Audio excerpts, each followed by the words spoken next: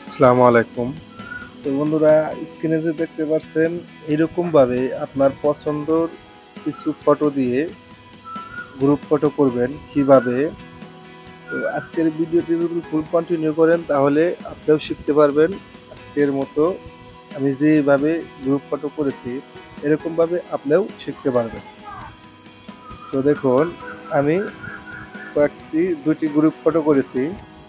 এরকম ভাবে আপনিও পারবেন। জাস্ট খালি একটি অ্যাপস নামাতে হবে। তো কিভাবে করবেন আমি দেখিয়ে দিব আপনাদের। আমার চ্যানেলটি সাবস্ক্রাইব করে না থাকলে অবশ্যই চ্যানেলটি সাবস্ক্রাইব করে রাখবেন। পাশে থাকা বেল বাটনটি অল বাটন করে দেবেন যাতে পরবর্তী ভিডিও নোটিফিকেশন সবার আগে আপনার কাছে পৌঁছে যায়।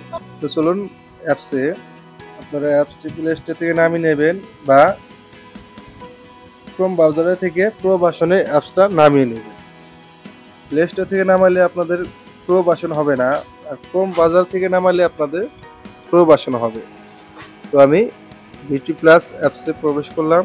তো বিটি প্লাস অ্যাপস দিয়ে আপনি অনেক কিছু এডিট করতে পারবেন। তো আজকে খালি আপনাদের দেখাবো কিভাবে গ্রুপ ফটো করবেন। তো আপনারা এই যে কলেক্ট, এটার উপরে ট্যাপ করবেন। ট্যাপ করার পরে আপনাদের সেই পছন্দের কিছু ফেভারিট ফটোগুলি নেবেন। নেওয়ার পরে আপনারা যে কয়টা ফটো দিয়ে করতে চান আর কি, তো আমি এই কয়টা নেওয়ার পরে স্টার্টে ট্যাপ করব। এখান থেকে আপনি কয়টা ফ্রেমে করবেন, 5টা ফ্রেম আছে। তো 5টা ফ্রেমের মাধ্যমে আপনি করতে পারবেন। তো এখানে এই ফ্রেমও আছে। তো আমি এই ফ্রেমের উপরে করব এটা। তো এখান থেকে আমি এই যে সাদা বর্ডারটা একটু কমিয়ে দেব। তারপরে এখান থেকে আপনারা কাস্টমাইজ করে নিতে পারবেন। তো আমি জুম করে দেব।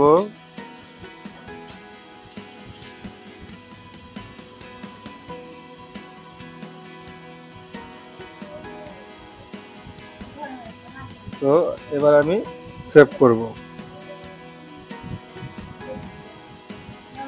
তো এইভাবে আপনারা